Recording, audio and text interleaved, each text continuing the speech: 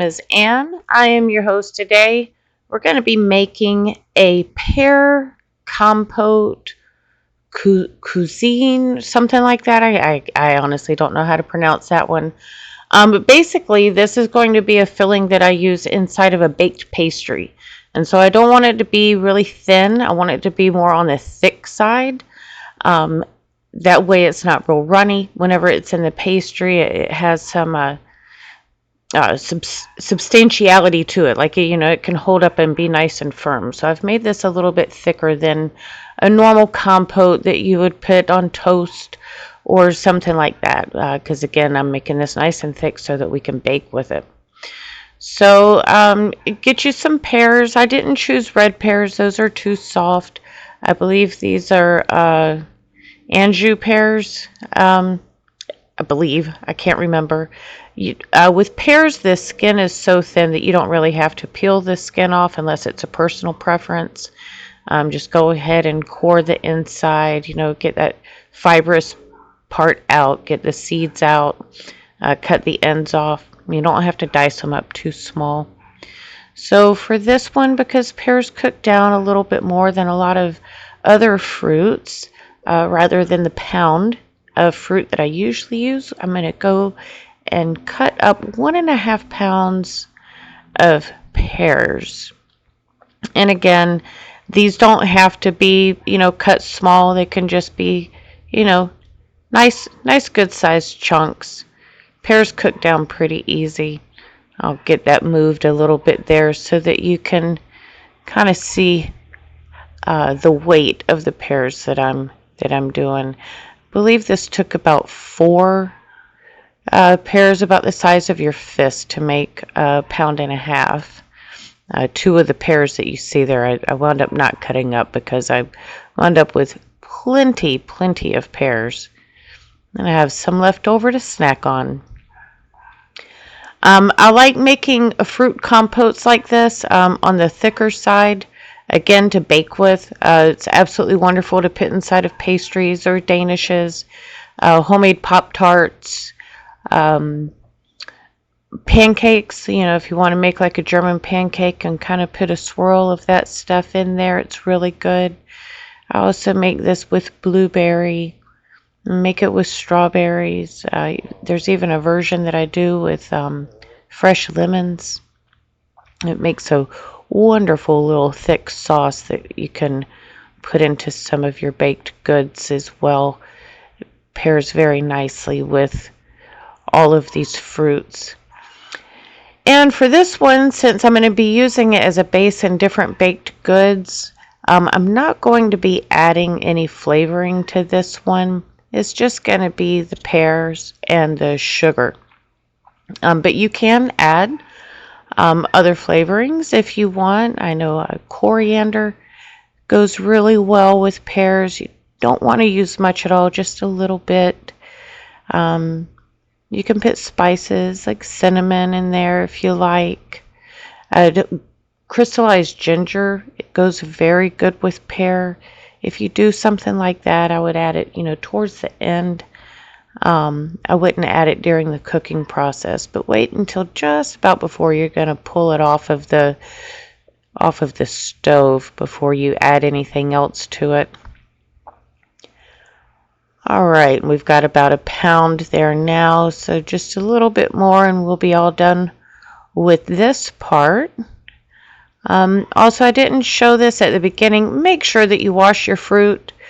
People touch it in the store. It's been touched by the people that have packed it and traveled all over the place. So make sure that you give everything a nice, good scrubbing before you start cutting it up. Help reduce the spread of bacteria and things like, we see all that stuff, people getting sick from produce that they've gotten in the grocery store. So always make sure to wash everything, start clean. All right, and you can see there we had about 1.5 pounds of the pears. I had gone ahead and put those in the pot. And now we're going to get the same amount of sugar. So 1.5 pounds of sugar. This is just regular granulated cane sugar. Florida cane sugar, I do believe. And you want to get the same amount that you have for the fruit. And I do just a little bit more just to help with the bricks rating, because I do add a few tablespoons of water to the pears to help them start getting soft whenever I'm cooking them. So I put a few extra tablespoons of sugar in there as well. You can see here we've went ahead and added the pears to the pot. You're going to put this on about medium heat, almost to medium heat, to let it get started. I'm getting the stove turned on now. And then I'm going to add about 5 tablespoons of water. This is filtered water. And that's just to help the fruit start to sweat and break down and get soft. And then whenever we add our sugar in, it'll help the sugar melt.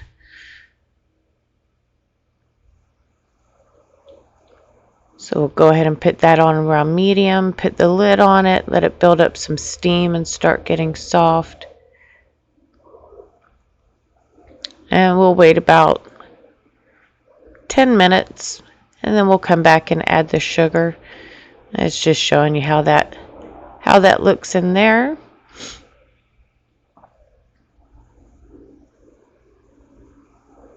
All right, it's been about 10 minutes, and you can see it's getting all steamy and soft. And now we're going to go ahead and add our sugar to this. And just kind of sprinkle in light all over it.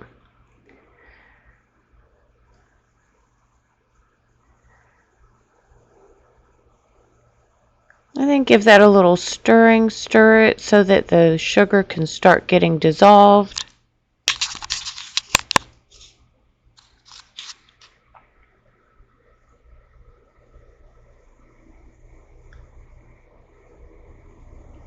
And that little bit of water that we added really does go a long way in helping that sugar to dissolve pretty quick. Give that a little mix.